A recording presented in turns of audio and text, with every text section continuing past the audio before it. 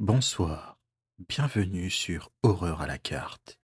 Partageons quelques histoires ensemble en explorant ce recueil et délectons-nous de cette angoisse. Je vous invite aussi à noter dans les commentaires là où les histoires qui vous auront fait frissonner. Alors, installez-vous confortablement et commençons avec cette première histoire.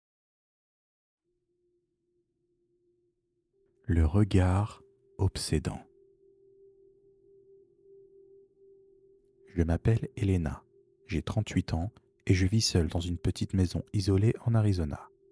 Le paysage aride et rocailleux qui m'entoure est d'une beauté sauvage, mais il peut aussi être oppressant par sa solitude. Un jour, un nouveau voisin emménage dans la maison en face de chez moi. Il est grand, la boule à zéro et a des yeux bleus. Il me sourit lorsqu'il me voit pour la première fois, mais son sourire me met mal à l'aise. Il y a quelque chose dans son regard qui me glace le sang. Dès le premier jour, je remarque des choses étranges. Des traces de pas dans le sable menant à ma porte, des objets déplacés dans ma maison, des regards furtifs à travers les fenêtres. La nuit, je suis réveillé par des bruits sourds provenant de la maison d'en face.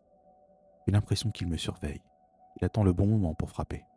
La peur s'installe en moi, comme un poison. Je commence à voir des dangers partout. Chaque ombre, chaque bruit me fait sursauter. Je n'ose plus sortir de chez moi seul, et je me barricade dans ma maison la nuit. Un soir, alors que je suis seul chez moi, j'entends un bruit en face de chez moi. Je me précipite à la fenêtre et je le vois. Il est là, debout dans l'ombre d'un arbre, me fixant avec ses yeux bleus glaçants. Je suis tétanisé de peur, incapable de bouger.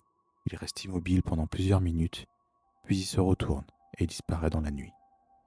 Le lendemain matin, je découvre une lettre anonyme sur mon palier. Il n'y a pas de mots, juste une image. Une photo de moi nu sous la douche prise à mon insu. Je suis envahi par la terreur. Je sais maintenant qu'il me surveille constamment, qu'il est capable de s'introduire chez moi sans que je ne m'en aperçoive. Je décide de me confier à la police, mais il m'explique que je n'ai aucune preuve que c'est bien lui le responsable. Je me sens seul et désemparé face à cet homme qui me harcèle et me menace. Un soir, alors que je rentre chez moi après une longue journée de travail, je suis attaqué par derrière. Je me bats de toutes mes forces, mais il est trop fort. Il me plaque contre le mur et me serre le cou avec ses mains. Je commence à suffoquer et je sens que je vais perdre connaissance. Mais brusquement, j'entends un aboiement furieux. Un chien surgit de nulle part et se précipite sur l'homme. Il lui mord la jambe et le fait reculer, me permettant de m'échapper. Je cours aussi vite que je peux et je me réfugie chez une voisine. Je regarde par la fenêtre en guettant son arrivée. Au même moment, ma voisine appelle la police en expliquant la situation. Je le vois arriver. Il boite et on peut voir qu'il laisse une traînée de sang derrière lui.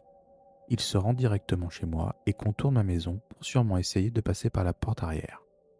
Au bout de quelques minutes, la police arrive et l'homme est arrêté à l'intérieur de ma maison. Il a tout retourné, me cherchant dans chaque recoin.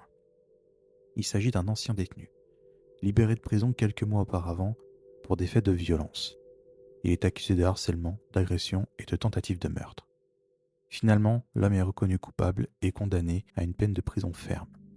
Je suis soulagé, mais je sais que je ne serai jamais la même. La peur et le traumatisme resteront gravés en moi pour toujours. J'ai déménagé dans une autre ville, loin de l'Arizona et de ses souvenirs douloureux. J'essaie de reconstruire ma vie, de retrouver la confiance et la sérénité. Mais chaque jour, je me souviens du regard obsédant de cet homme et je frissonne de peur. La créature des Landes. Je m'appelle Maureen, j'ai 38 ans et je passe des vacances en solitaire dans le Connemara en Irlande. La région est sauvage et magnifique, avec ses paysages verdoyants, ses lacs cristallins et ses falaises abruptes. Mais il y a quelque chose d'inquiétant dans l'atmosphère, une tension palpable dans l'air. Dès mon arrivée, je suis frappé par le silence qui règne partout. Le seul bruit est le chant des oiseaux et le vent qui murmure dans les arbres. Les villages que je traverse sont déserts, les maisons aux fenêtres closes. Les habitants me regardent passer avec des yeux froids et distants. Un soir, alors que je suis installé dans mon cottage isolé, je suis réveillé par un bruit étrange provenant de la lande. Des crissements, des chuchotements, des rires démoniaques.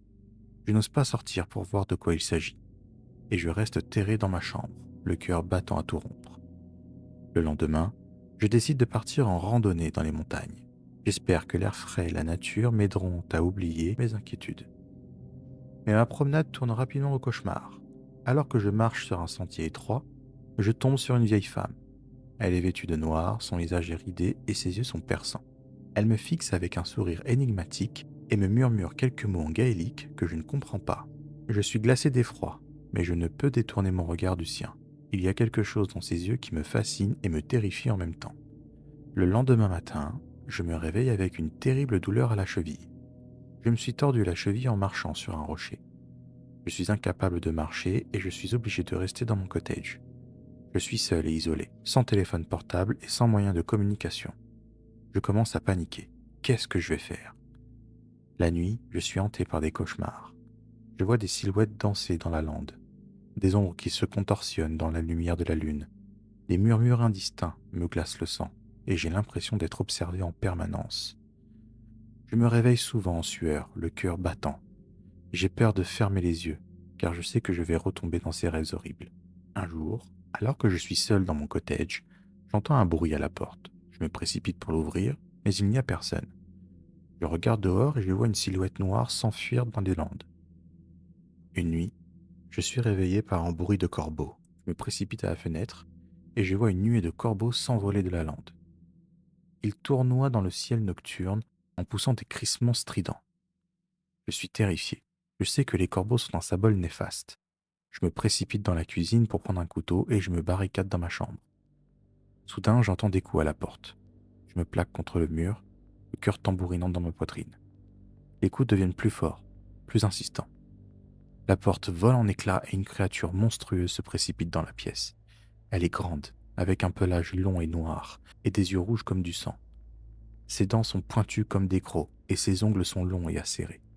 Je hurle de terreur et je me précipite vers la fenêtre. Je saute par-dessus le rebord et je m'enfuis dans la nuit. Je cours aussi vite que je peux, sans savoir où je vais. Je suis poursuivi par la créature. J'entends ses cris rauques derrière moi. Je trébuche et tombe. Je me retourne et la vois se dresser au-dessus de moi, ses yeux rouges me transperçant. Je ferme les yeux, priant pour être sauvé. Au bout de quelques instants, j'ouvre un œil et je vois la créature reculer, ses yeux fixés sur quelque chose derrière moi. Je tourne la tête et je vois la lumière du lever du soleil percer l'horizon, chassant les ténèbres de la nuit. La créature pousse un hurlement de frustration et court dans la brume matinale. Je suis en vie, mais je suis loin d'être sauvé. Ma cheville est tordue et je suis perdu au milieu de la lande irlandaise. Environ 2 heures sont passées quand j'entends des gens parler. C'est un groupe de randonneurs qui passe. Ils m'ont ramené en ville et j'ai été soigné à l'hôpital. Je ne suis pas encore prête à retourner dans l'Irlande sauvage, mais je sais que je ne l'oublierai jamais. La route sanglante. Je m'appelle Kelly. J'ai 38 ans et je vis dans le Montana, un état sauvage et magnifique des États-Unis. Ce soir, la route est déserte, juste moi et mon pick-up sur une portion d'asphalte qui serpente à travers les montagnes. La nuit est noire comme du charbon, éclairée seulement par la faible lumière de mes phares. Le silence est oppressant, brisé uniquement par le ronronnement du moteur et le crissement des pneus sur la chaussée. Soudain, dans mon rétroviseur, j'aperçois une paire de phares qui me suivent. Ils sont loin, mais ils se rapprochent rapidement. Je me rassure en me disant que c'est probablement un autre automobiliste pressé. Mais quelque chose me trouble, une intuition qui me glace. C'est un poids lourd qui se rapproche. Ses phares aveuglants me brûlent les yeux. Il est énorme, un monstre d'acier qui fonce sur moi à une vitesse folle. Je serre le volant, la panique m'envahit. Je tente d'accélérer, mais il est trop tard. Le camion me percute violemment, me projetant hors de la route. Je perds connaissance. Lorsque je me réveille, je suis allongé sur le sol, la tête qui tourne. Le camion a disparu. Je suis seul, dans l'obscurité et le froid. Je me redresse, chancelante, et constate que j'ai plusieurs contusions ainsi qu'une vive douleur au niveau des côtes. Je me traîne péniblement sur le bord de la route, à la recherche de mon téléphone portable. Je dois appeler les secours, mais il est introuvable. A-t-il été projeté lors de l'accident? La panique me gagne à nouveau. Soudain, J'entends un bruit derrière moi. Je me retourne brusquement, le cœur battant la chamade. Une silhouette massive se dresse dans l'ombre. C'est un homme grand et large d'épaules. Il tient un couteau à la main. Je n'ai pas le temps de crier. Il se précipite sur moi, le couteau luisant dans la nuit. Je tente de me défendre, mais je n'ai plus la force de bouger. Il me plaque au sol et me poignarde sauvagement. La douleur est atroce, et je sens que je vais m'évanouir. Je me réveille dans un endroit sombre et humide. Je suis attaché à une chaise, mes mains et mes pieds ligotés. L'homme au couteau est en face de moi, un sourire cruel sur son visage. Tu as de la chance. Me dit-il d'une voix glaciale. Je n'ai pas l'habitude de laisser des témoins. Il s'approche de moi, le couteau toujours à la main. Je tremble de peur, incapable de prononcer un mot. Mais tu vas me divertir un peu avant que je ne me débarrasse de toi. Poursuit-il. Tu vas me raconter ton histoire. Je lui raconte ma vie, entrecoupée de ses rires cruels et de ses insultes. Il se moque de mes rêves, de mes ambitions, de mes espoirs. Il me réduit à néant, me broie sous le poids de sa haine. Je suis épuisé. Je n'ai plus envie de me battre. Je ferme les yeux, attendant la délivrance. Brusquement, j'entends un bruit à l'extérieur. La porte s'ouvre violemment et un homme en uniforme entre dans la pièce. C'est un policier et il a une arme à la main. L'homme au couteau se précipite sur lui, mais le policier est plus rapide. Il tire 2 balles dans la poitrine de l'homme au couteau qui s'effondre à terre. Le policier me libère de mes liens et me rassure. Je suis en sécurité. Le cauchemar est enfin terminé. Il fait appel à une ambulance de toute urgence, car mes blessures sont graves. Je sens mon sang, chaud, couler le long de mon corps. Je perds à nouveau connaissance. Je me souviens simplement de la voix du policier qui me dit de m'accrocher. Je me réveille quelques heures plus tard, à l'hôpital. J'ai eu une côte fracturée dans l'accident et les coups de couteau m'ont perforé l'estomac et le foie. Mais les médecins sont parvenus à me stabiliser et à me sauver. Je suis encore traumatisé par cette expérience horrible. Mais je suis reconnaissant d'être en vie. J'ai appris à quel point la vie est précieuse et je compte bien en profiter à chaque instant.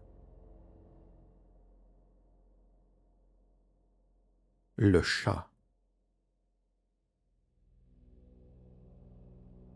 Je m'appelle Fiona, j'ai 36 ans et je vis avec mon mari Liam, 42 ans, et notre fils Finn, 5 ans, dans un petit village du nom de Glencoe en Écosse.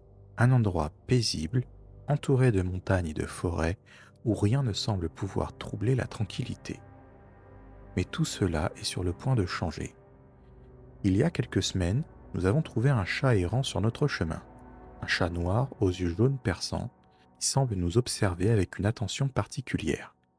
Finn a tout de suite été fasciné par cet animal et a supplié son père de le garder. Contre mon gré, Liam a accepté. Nous l'avons appelé Balor. Dès son arrivée dans notre maison, Balor s'est montré étrange. Il se cachait dans les recoins sombres, fixait Finn avec un regard inquisiteur et miaulait de manière lugubre. La nuit, j'étais souvent réveillé par des bruits étranges provenant du salon. Le comportement de Finn a également commencé à changer. Il devenait irritable, colérique, et se mettait à parler à Balor dans une langue que nous ne comprenions pas. Un soir, en rentrant du travail, j'ai trouvé Finn en train de dessiner des symboles étranges sur le sol avec du charbon. Il m'a dit que Balor lui avait demandé de le faire. La peur s'est désormais installée en moi. J'étais convaincu que Balor n'était pas un chat ordinaire. J'ai essayé de parler à Liam de mes inquiétudes, mais il ne me croyait pas. Il pensait que j'étais simplement fatigué et stressé par le travail. Un jour, en allant chercher Finn à l'école, j'ai vu une vieille femme qui me fixait avec des yeux perçants. Elle m'a dit que Balor était un chat maudit et que Finn était en danger. Elle m'a donné une amulette et m'a dit de le mettre autour du cou de Finn. Cette nuit-là, j'ai été réveillé par les crissements du lit. Je me suis précipité dans la chambre de Finn et j'ai vu une scène terrifiante. Balor était sur son lit. Ses yeux jaunes brillaient dans l'obscurité et Finn était en train de léviter au-dessus de son lit. J'ai attrapé l'amulette que la vieille femme m'avait donnée et je l'ai jetée autour du cou de Finn. Le chat a poussé un hurlement de rage et a disparu dans la nuit. Finn est tombé au sol, inconscient. Je l'ai serré dans mes bras, tremblante de peur et de soulagement. Le cauchemar était enfin terminé. Finn s'est réveillé quelques minutes plus tard, sonné et confus. Il ne se souvenait de rien. Nous avons quitté Glencoe quelques jours plus tard, incapables de supporter le souvenir de ce que nous avions vécu. Nous avons emménagé dans une nouvelle ville, loin des montagnes et des forêts, et ainsi loin du souvenir de Balor. Mais la peur ne nous a jamais quittés complètement. Chaque nuit, je me réveille en sursaut, craignant de voir ce chat aux yeux jaunes perçants surgir dans l'obscurité. L'enlèvement.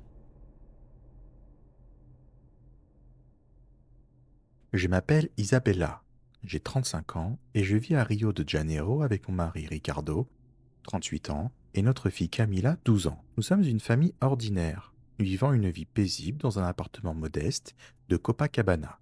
Mais tout cela est sur le point de basculer. Il y a quelques semaines, alors que nous rentrions de vacances, nous avons trouvé notre porte d'entrée entr'ouverte. Inquiets, nous sommes entrés et avons découvert notre appartement sans dessus-dessous. Les tiroirs étaient ouverts, des vêtements éparpillés par terre et des objets brisés jonchaient le sol. Mais le plus terrifiant était le message écrit en lettres de sang sur le mur. Vous êtes les prochains. La peur était maintenant présente. Nous ne savions pas qui était responsable de ce message macabre, ni de ce qu'il voulait dire. Nous avons décidé de porter plainte auprès de la police, mais ils n'ont pas pris notre affaire au sérieux. Ils nous ont dit que c'était probablement juste un mauvais tour et que nous devions nous calmer. Mais nous ne pouvions pas nous calmer. La peur nous rongeait de l'intérieur. Nous n'osions plus sortir de chez nous, de peur d'être attaqués. Camilla ne pouvait plus aller à l'école et dormait avec nous toutes les nuits. Un soir, alors que nous étions endormis, nous avons été réveillés par des bruits étranges provenant de l'extérieur de notre appartement. Nous sommes allés regarder par la fenêtre et avons vu une silhouette sombre se faufiler dans l'ombre. Nous étions terrifiés. Nous nous demandions si l'homme au message était de retour.